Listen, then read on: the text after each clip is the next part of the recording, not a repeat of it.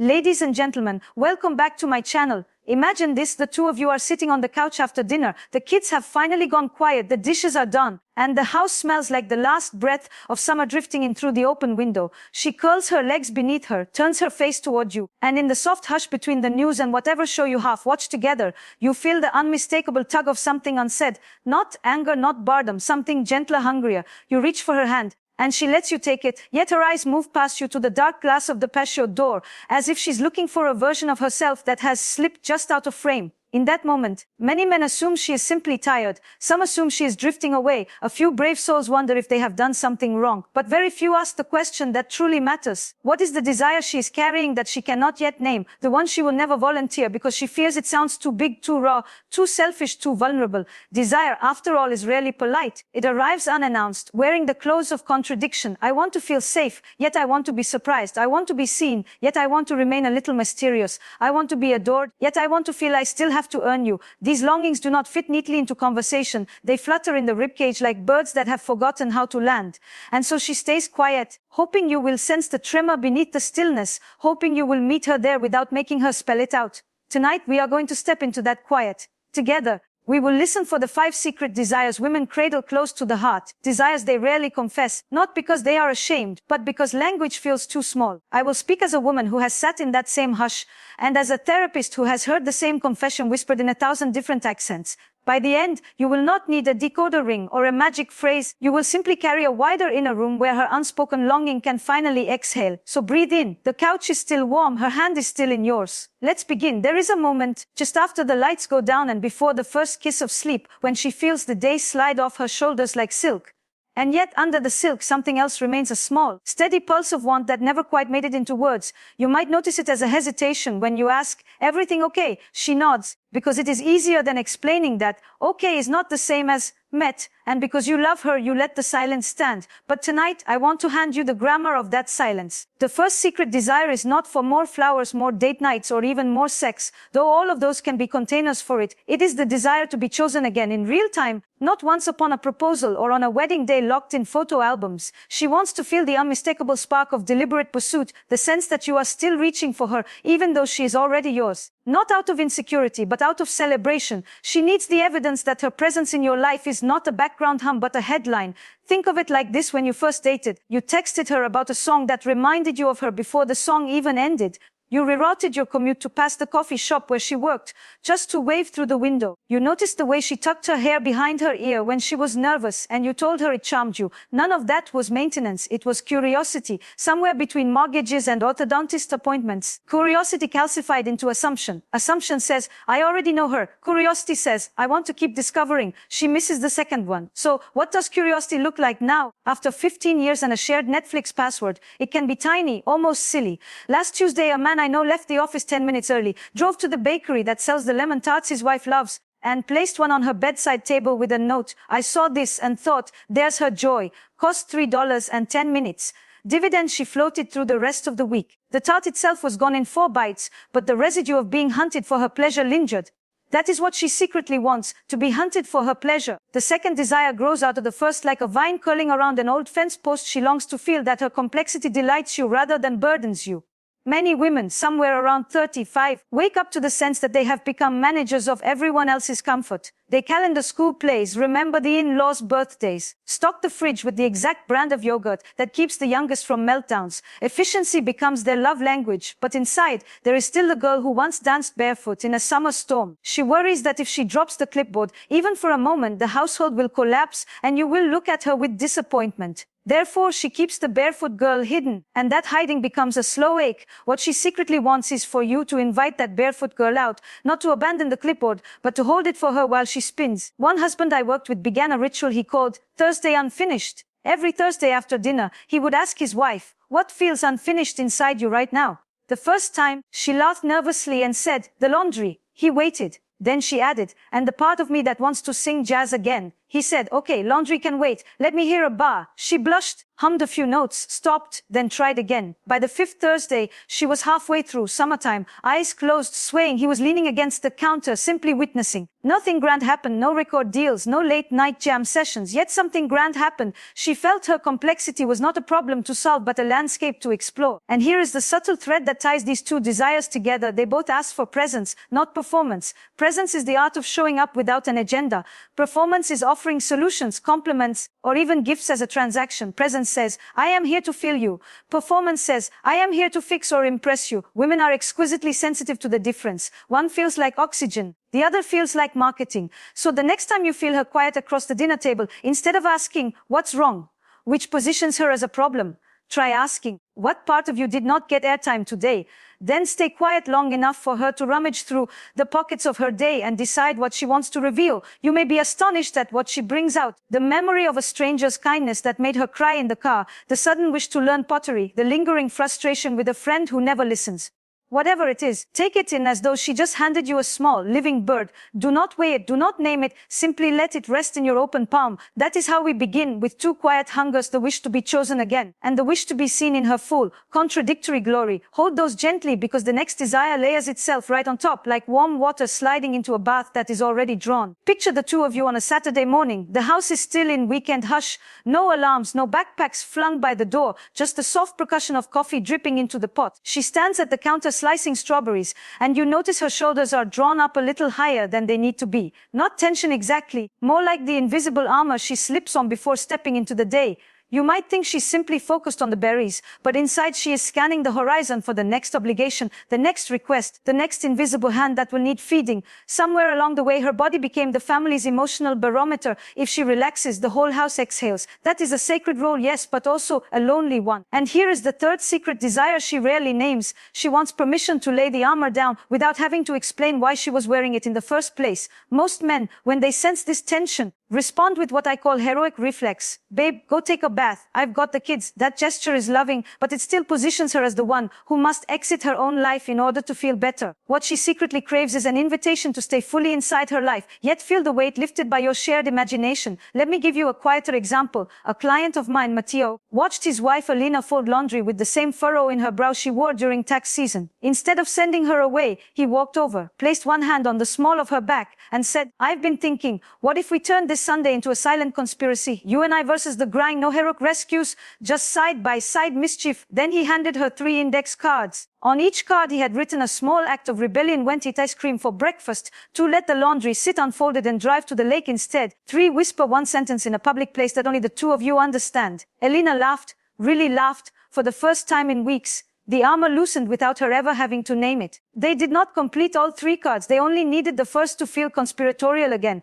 Permission, not rescue. You see, the desire is less about what she does and more about who she becomes in your gaze. A woman whose wariness is not a flaw to correct, but a signal to read with tenderness. And when you read it correctly, something startling happens. She begins to feel safe enough to reveal the 4th desire, which lives even deeper in the marrow of memory. It is the longing to be wanted in the body she has today, not the body she had before babies, before gravity, before the slow rearranging of time. Women over 30 carry an internal photo reel that flips between past and present without warning. One minute she sees the current slope of her hip. The next she is yanked into an old snapshot of herself at 26 in a red dress that no longer zips. The discrepancy is silent, constant, and exhausting. She assumes you must miss the red dress version too, even if you have never said so. Therefore, the 4th secret desire is for you to look at her as if the red dress were irrelevant, because the woman wearing it now is the one you want to undress, literally and metaphorically. This is not about hollow compliments, it is about specificity. Tell her the exact way the morning light catches the silver strand near her temple, and how it makes her look like moonlight decided to stay. When you reach for her across the couch, pause long enough for her to feel chosen in real time, not out of habit. Trace the stretch marks with your fingertips as though they are the map of a country you love visiting. One woman told me that her husband once pressed his lips to the soft fold of her belly and whispered, "This is where our children learned how big the world could be." She cried, not because the words were poetic, but because they made her body feel like sacred geography instead of evidence of decline. The 5th desire is already breathing underneath the 4th. It is simply quieter, like the heartbeat you hear only when everything else is still. But before we open that final chamber, notice how these first 4 desires braid together: to be chosen daily, to be met in complexity, to lay down armor without exile, to be wanted in the body that exists now. Each one is a plea for presence without performance. Each one asks you to witness rather than solve. And witnessing is an art form. It requires you to slow your own inner monologue long enough to hear hers. So tonight, when the house is dark and the last email has been answered, try this slide into bed and instead of scrolling or sighing about tomorrow, place your hand on her ribcage so you can feel the rise and fall. Say nothing for 30 seconds. Let the warmth of your palms say, I am here and I am not going anywhere. You will feel a small shift. Maybe her shoulder melts a centimeter closer. Maybe her breath deepens. That shift is the doorway to the fifth desire, the one that is almost never spoken aloud because it feels too vast, too fragile. We are almost there. Keep your hands steady. We are walking through it together. There is a hush that settles between two bodies when nothing is asked and nothing is explained.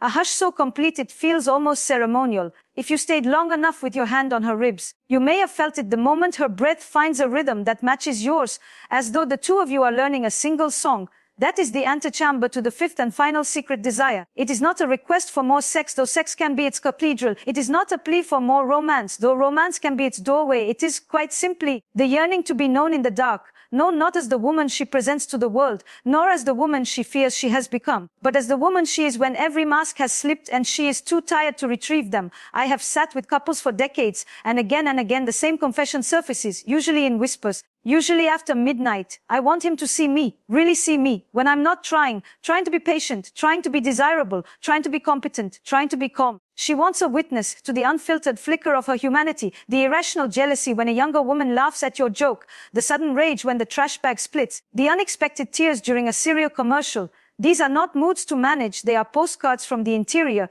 And the fifth desire is that you read them with reverence instead of annoyance, curiosity instead of correction. How does one practice such seeing? Begin with the courage to reveal your own unfiltered self first. Tell her about the shame you still carry from the year the business almost folded. Admit the dream that wakes you at 3 a.m., the one where you are running but never arrive. When you expose your own soft animal, you grant her permission to expose hers. This is not symmetrical self-disclosure for the sake of technique. It is the slow building of a sanctuary where neither of you has to be the strong one all the time.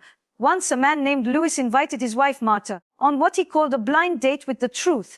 They left the phones at home, walked to the neighborhood park, and sat on the same bench where they had shared their first kiss 22 summers earlier. Louis pulled 2 tiny candles from his pocket, the kind you stick on a child's birthday cake, and lit them against the dusk. Then he said, for the next 10 minutes, we each get to say one thing the other doesn't know. Martha began, sometimes when you travel for work, I sleep in your t-shirt even though it no longer smells like you, because the cotton itself feels like loyalty. Louis swallowed, then spoke, when you fall asleep before me, I watch your face longer than I admit, because I'm afraid one day I'll forget the exact way your eyelashes curl on the pillow. They both cried quietly, the way adults cry when something long clenched finally lets go. Nothing else happened, no grand resolutions, no dramatic make-outs. But when they walked home, Martha slipped her hand into the back pocket of his jeans, the way she had at 19. The gesture was small, but it carried the weight of the fifth desire fulfilled to be seen and still chosen, darkness and all.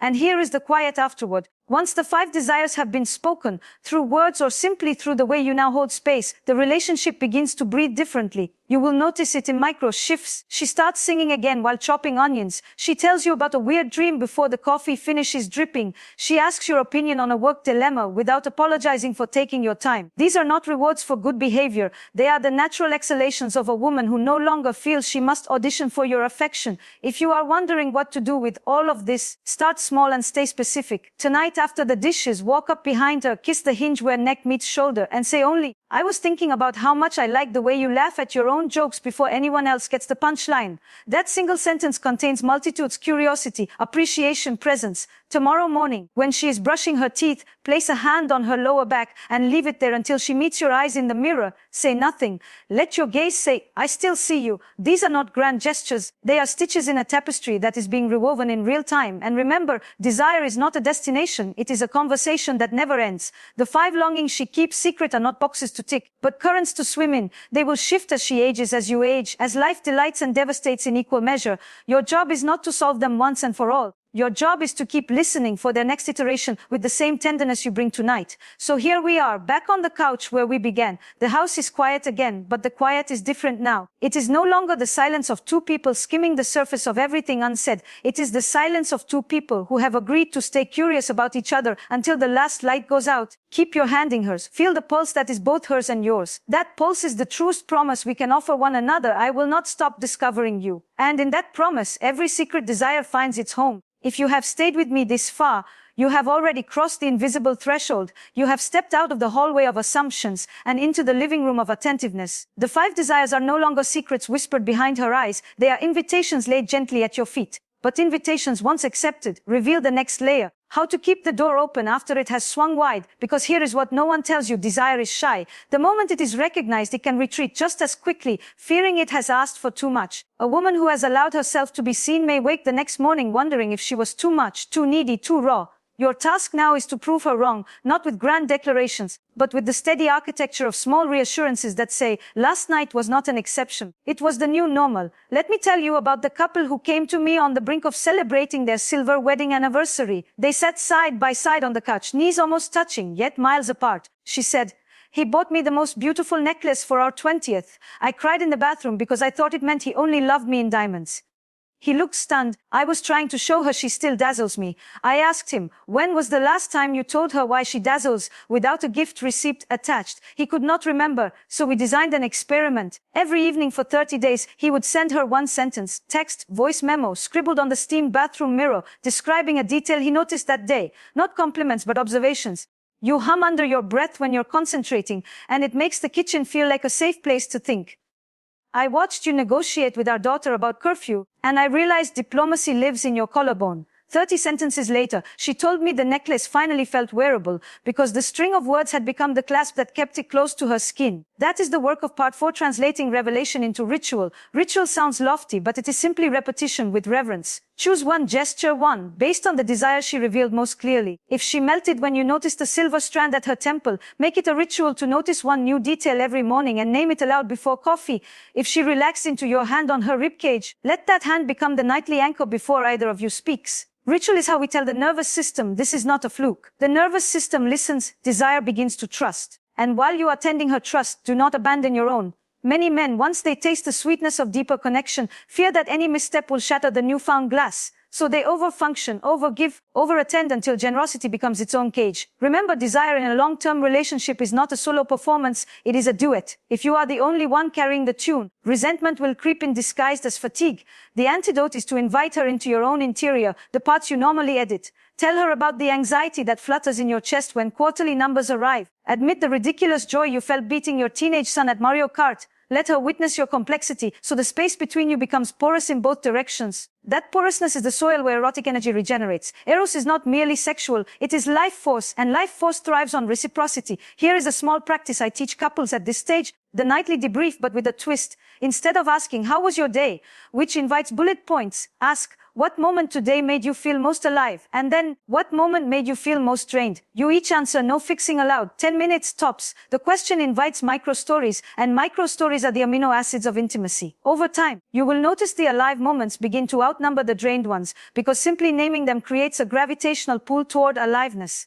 One more thing, protect the container. The container is the fragile bubble of attention you have co-created. Phones in another room after 9, work talk off limits in bed. A single candle on the dresser that when lit means we are on sacred ground. These are not rules, they are reminders that what you are practicing is rare and worth guarding. Guard it from children barging in with nightmare updates, from late night doom scrolling, from the well-meaning friend who calls just as you were about to reach for each other.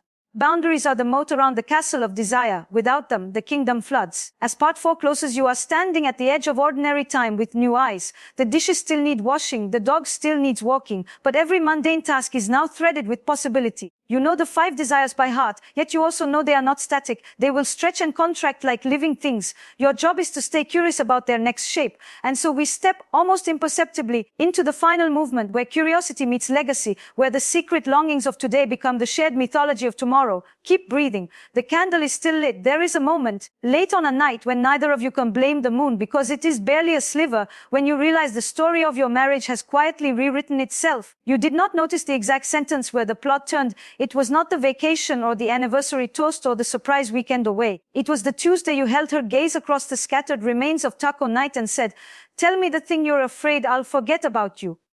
It was the morning she found you at the kitchen sink, shoulders curved like a question mark, and instead of asking what was wrong, she simply stood behind you, forehead to your spine until the water ran cold. These are not scenes that make photo albums. Yet they are the ones that become legend inside the two of you. The fifth part of our conversation is not about adding another desire. It is about recognizing that desire itself has become an ecosystem. You no longer need to chase her longing like a firefly in a jar. You have learned to keep the meadow alive, so the fireflies return on their own. And because the meadow is alive, the 5 secret desires have begun to pollinate one another. Her wish to be chosen again now shows up in the way she chooses you back. She leans over your laptop while you're mid-email and kisses the hinge of your jaw, just because your concentration turns her on. Her wish to lay down armor has softened your own shoulders. You catch yourself laughing at your own stumble down the porch steps, no longer needing to be the man who never trips. The body she wanted desired in real time is now the body she reaches for instinctively under the covers.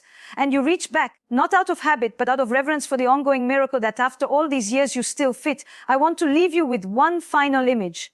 Picture an old wooden table in a house you have not yet bought. A table whose surface is scarred by hot pans and homework projects and the occasional tear that fell without announcement. Imagine the two of you, decades from now, sitting at that table with coffee that tastes like Sunday. One of you will say, "Do you remember when we thought desire was something we had to keep finding?" The other will smile, the kind of smile that starts in the eyes and moves outward like ripples in a lake, and you will realize you did not keep finding desire, you kept practicing it. You practiced it in the 3 a.m. whisper about the dream of drowning, in the ridiculous dance while unloading groceries, in the way you learned to say, "Tell me more," instead of, "Here's what I think." That table, those scars, that laughter, this is the mythology you are building tonight. Tomorrow and every day you choose curiosity over certainty. So here is the last thing I will say, and I say it softly so it can settle under your skin like warm rain. The 5 desires were never secret because she meant to hide them. They were secret because the world taught her they were too much to ask. You have proven the world wrong. And in doing so, you have proven her right. She was worth the asking. Carry that knowledge gently. Carry it into the grocery store line, into the argument about thermostat settings, into the Sunday afternoon nap where her foot finds yours without looking. Let it be the background music of your ordinary days, so constant you forget it is playing until one day you find yourselves humming the same note without warning. Here's to the meadow, the table, the armor left by the door. Here's to the woman who will never again need to keep desire secret, because you have become the place where desire feels safe enough to speak its own name out loud. And here's to you, the man who listened long enough to learn the language. May the conversation never end.